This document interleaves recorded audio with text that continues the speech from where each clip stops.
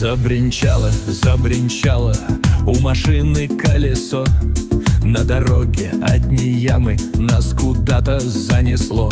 Платим вроде мы налоги, почему такой оврал? За дороги, может, деньги кто украл? Ни на что не намекаем, но кругом такой бардак. Все дороги развалили, что с Удмуртией не так. Может, Саше пора слиться и с Удмуртией проститься, и тогда удмурты точно проведут выборы досрочно. Мы на что не намекаем, но кругом такой бардак.